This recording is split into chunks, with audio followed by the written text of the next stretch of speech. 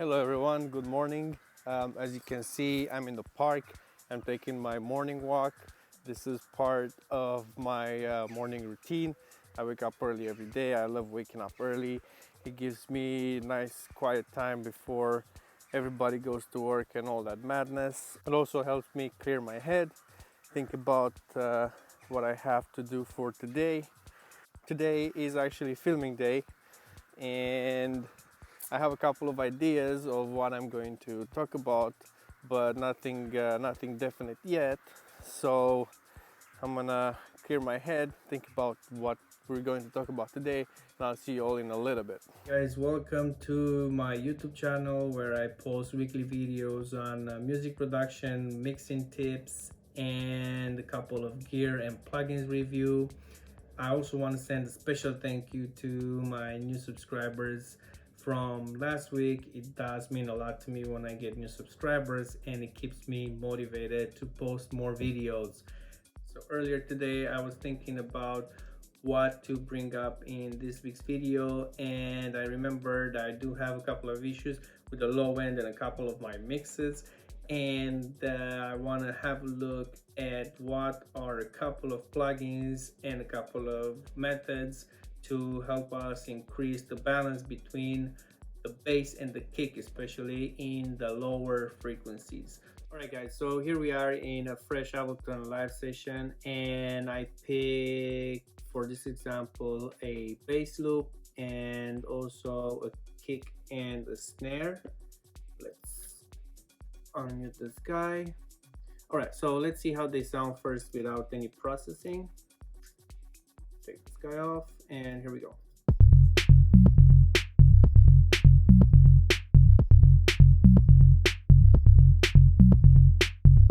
And that's it, you get the idea. So what I'm going to try to demonstrate is side chaining the bass to the kick first. This will allow the kick to have a little bit more space, and I'm gonna do this by using FabFilter's Q3 plugin, and I also have a full video on a lot more features of the Q3, but on this example I'm mostly gonna use it for side chaining. So let's start doing that.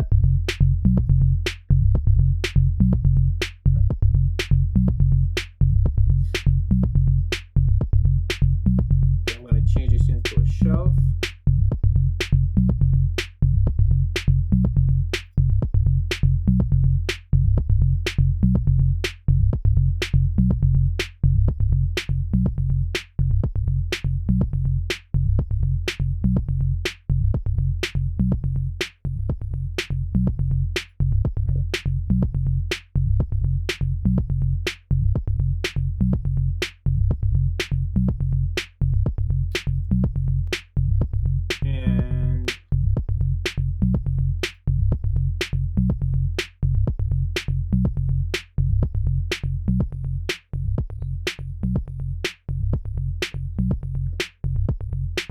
And I'm gonna mute the snare just so we can hear just the kick and the bass.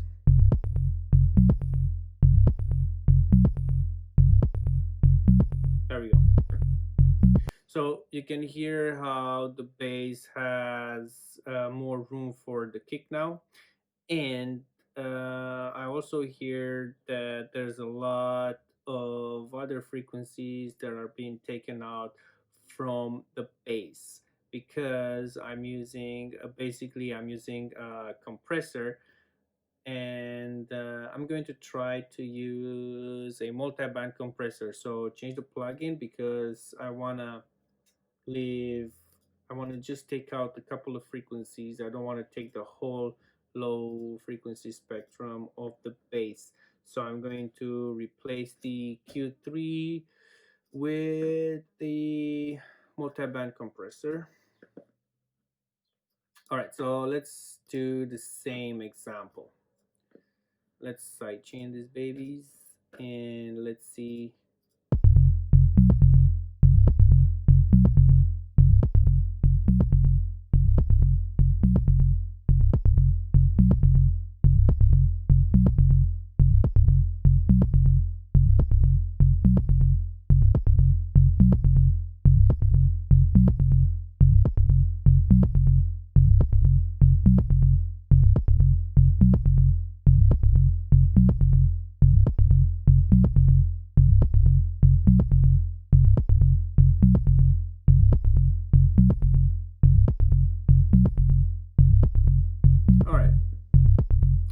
that's a little bit more decent.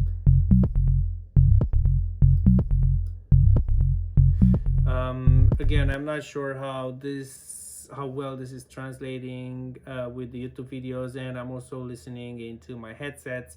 This is one of the problems that I'm constantly having. So that is sidechain compression that can help you leave a little bit more space and curve the bass and the kick together. Another thing that is really important is, as I mentioned, monitoring.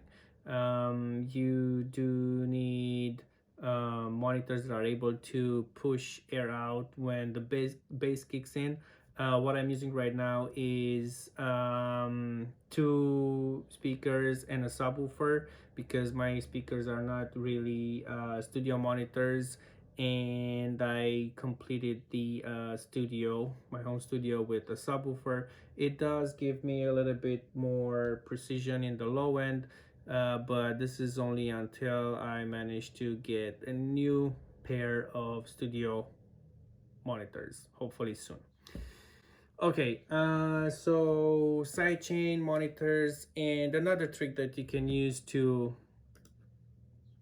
see how you are doing with your low end is by using a spectrum analyzer, and you can use the one in the Ableton. Also, there's third-party plugins that you can use, but I find the one in Ableton is pretty consistent. So you can find this one, Spectrum, and you go with accurate fast. Okay, this is the one we want. Oh, I have one already here. Let's leave just one. Okay, maximum blocks. And now let's see how much low end we have. And let's put the snare in.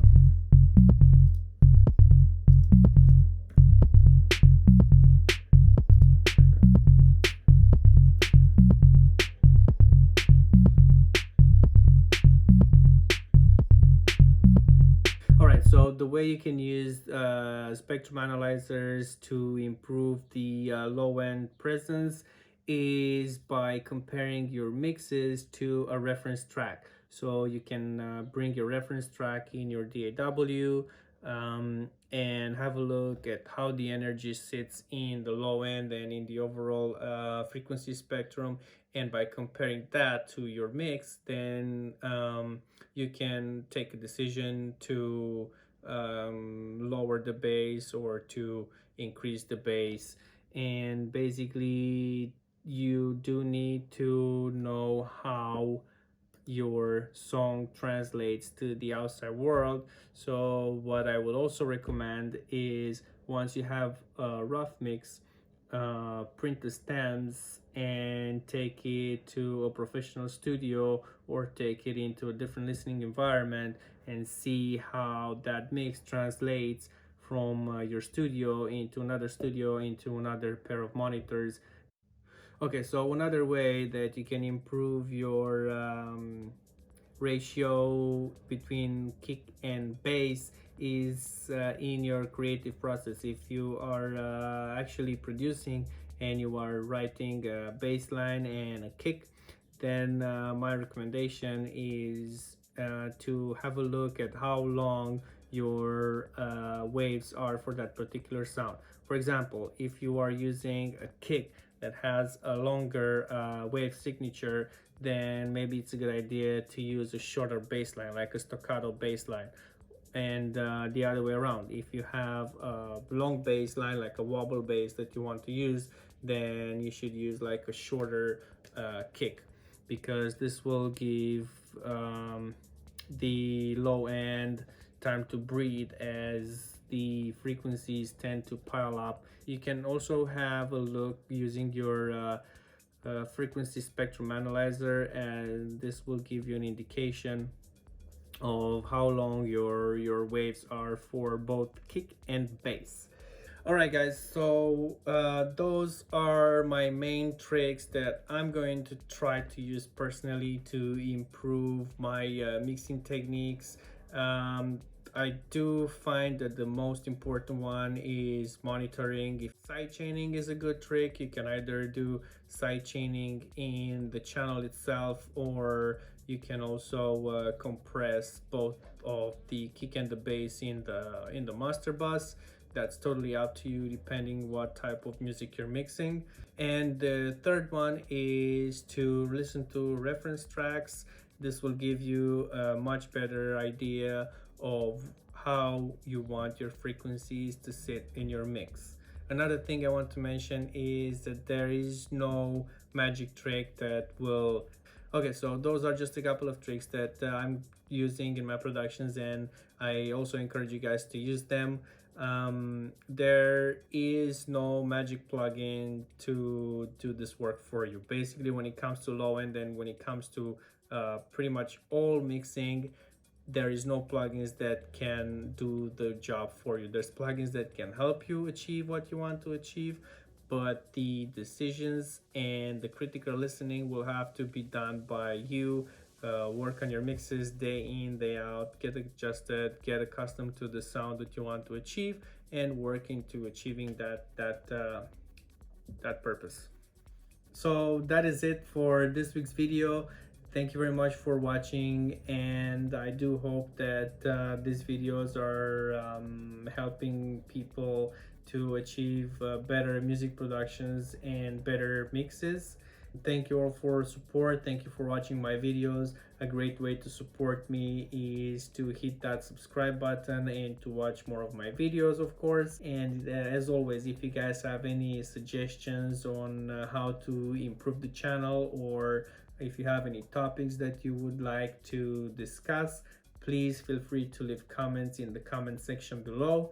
I'm also working on a couple of more projects to bring more people into my YouTube channels. I'm also working on a project for my Patreon page. I'm trying to get more content out and a couple of exclusive deals, but that is in the near future. So keep an eye out for all the content that I'm putting out. Until next week, thank you very much for watching my videos. Hit that subscribe button and have a great week. Thank you.